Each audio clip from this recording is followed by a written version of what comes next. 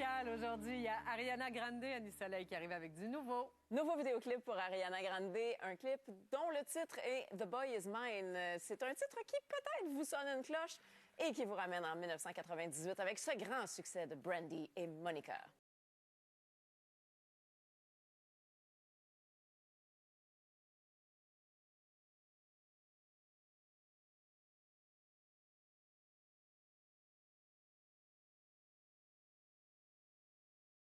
Non, vraiment. Puis c'est pas du tout la même chanson non plus, mais la référence est là. Oui. Un film sur Donald Trump qui rencontre des problèmes aux États-Unis. Eh oui, c'est le film The Apprentice qui a été présenté au Festival de Cannes il y a 2 semaines, qui a reçu des critiques très positives à Cannes. Sauf que là, il y a un problème. C'est-à-dire que le film, malgré les commentaires vraiment assez dithyrambiques, là, je vous dirais, ne trouve pas de distributeur en sol américain. Donc, il y a de l'intérêt à l'international, mais aux États-Unis, est-ce qu'on n'ose pas acheter le film pour le mettre en salle? Trop politique. Ça ressemble beaucoup à ça. Pourquoi?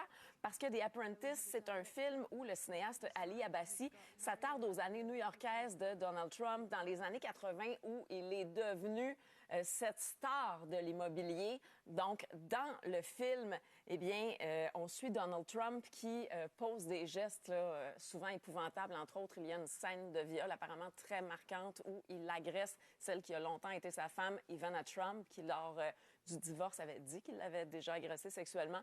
Donc, le film qui met un avertissement très clair au début en disant « ceci est de la fiction », sauf que le porte-parole de la campagne de Donald Trump est sorti pour dire « Monsieur Trump va poursuivre l'équipe du film ».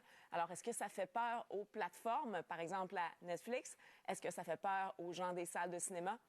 C'est tout à fait possible et le cinéaste Ali Abbasi est sorti sur Twitter, X, pour dire « Hey, voyons donc là, mon film, il reçoit des commentaires positifs. Donc là, il faut cesser ce cirque. Ce n'est ni une suite, ni une nouvelle version. C'est un film qui mérite d'être vu. Donc, il s'est fâché. À voir qui acceptera de le diffuser. Oui. Ah oui, vraiment, c'est à suivre.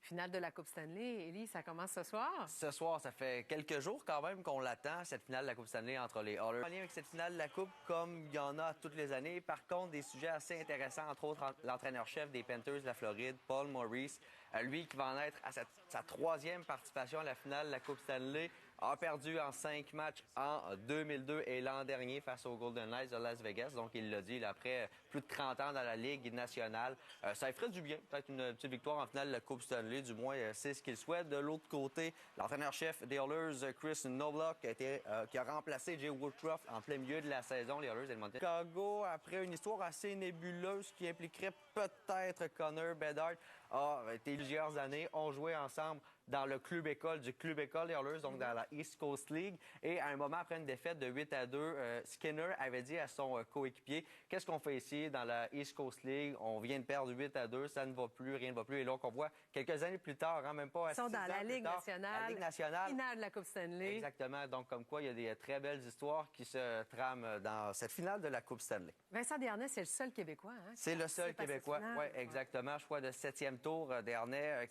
qui connaît des bons moments, a raté quand même les 3 derniers matchs de la série finale d'association des Oilers, remplacé par Philippe Broberg. L'a dit, c'est certain que ça a été décevant pour lui. Par contre, il espère faire sa place. Et surtout, il fait partie des Oilers. C'est sa première vraie saison dans la Ligue nationale. Une présence en finale de la Coupe Stanley, c'est pas rien pour lui. Ouais. Tournoi des nations, c'est des 4 nations, c'est-à-dire, ça serait réglé pour Montréal? Ça serait réglé parce que, rappelez-vous, on savait que ce tournoi-là allait se déplacer du côté de Boston.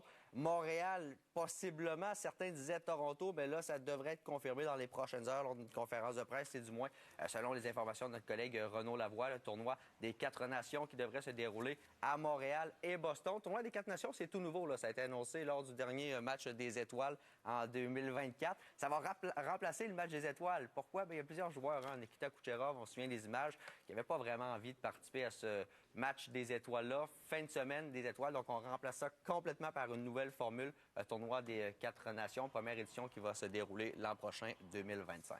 Et un peu de tennis parce qu'on connaît maintenant les finalistes chez les hommes à Roland-Garros. Oui, Carlos Alcaraz qui a battu Yannick Sinner hier en 5-7. Quand même un match de plus de 4 heures, victoire d'Alcaraz. Et dans l'autre match, l'autre demi-finale, Alexander Zverev, 4e tête de série, qui a battu le Norvégien Casper Ruud, le 7e. Donc la finale qui va avoir lieu demain, évidemment.